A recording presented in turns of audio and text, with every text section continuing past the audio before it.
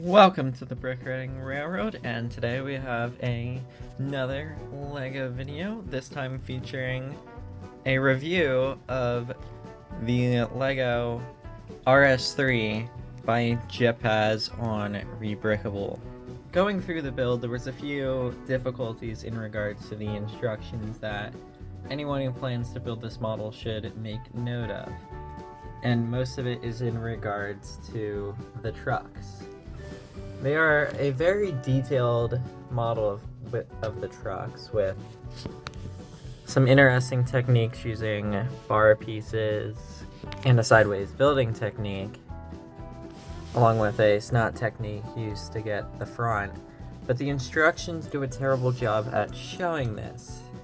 In areas that there's some cases where you're building on the opposite side of the rotation.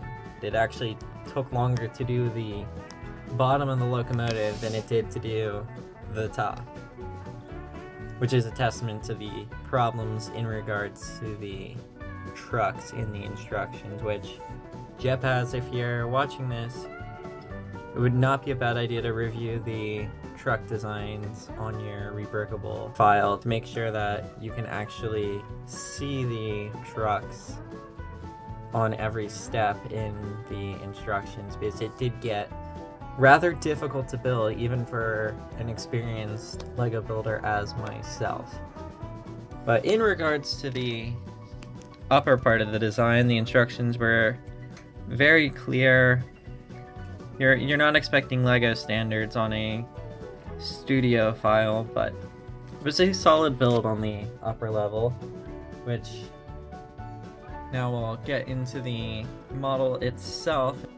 Before we get into the details of the model itself, one thing to note, this is a custom decal set that I put on this locomotive featuring Delaware and Hudson 4098 instead of the Vermont Railways RS3. The Vermont Railways RS3 was bought from Delaware and Hudson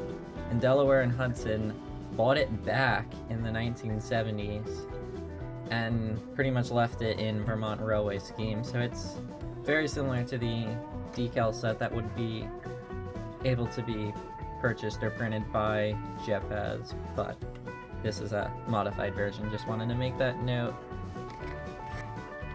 Here we have a model of Pennsylvania Railroad 1187, which is at 1/48 scale, which is your classic 8 stud wide model. This is a 1800 steam locomotive, so it's roughly 50 feet in length in real life.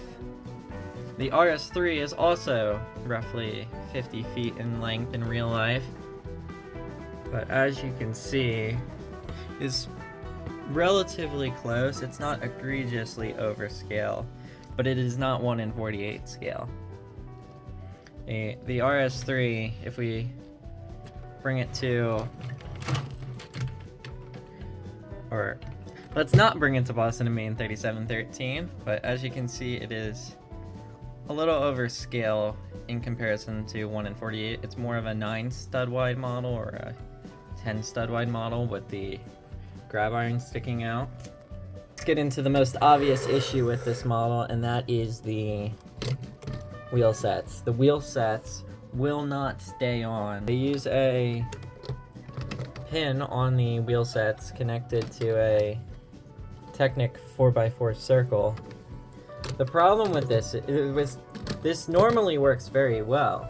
The problem is there's so much weight on these trucks with the front steps and the side frames that the trucks just want to fall off with the weight of gravity. Which one modification that I plan to do if it works going around R104 curves would be to connect the steps to the actual frame to allow the trucks to just pivot by themselves, which will take the majority of the weight off the trucks. But this is a future design since I do not have access to R104 curves, but what I do have access to is R40 curves, which this model can actually navigate around, which is very impressive for an 8 wide model, is my steam engines, except for the tenders, cannot get anywhere close to navigating R40 curves. So this is a well-designed model in terms of operations.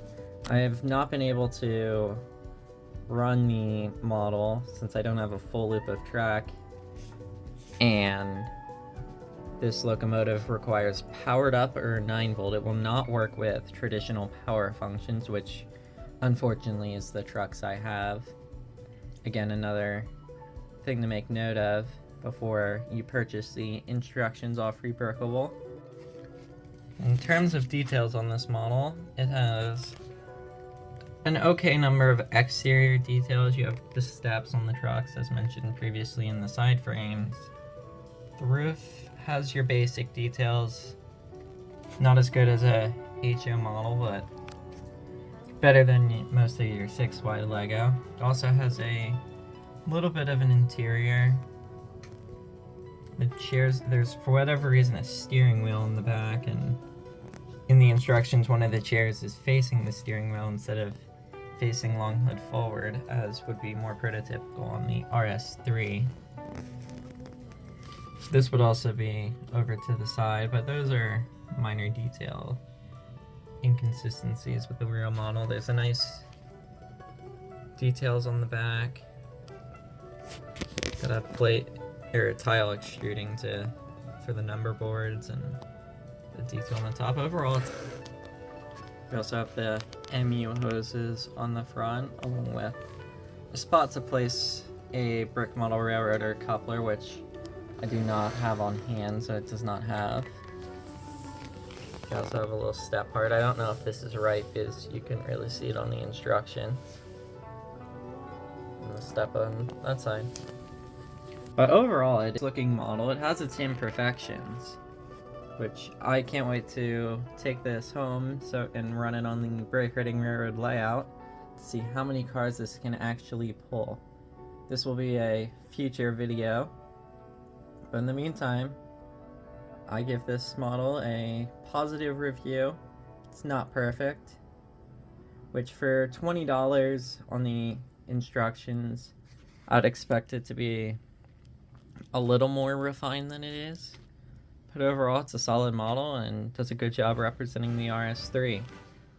I plan to finish up adding the parts and add a few details of my own, so stay tuned for some more updates on the Delaware and Hudson RS3, along with Boston and Maine 3713, and the rest of the Brick Riding Railroad fleet. Stay tuned for some more content, subscribe, like the video, and see you next time.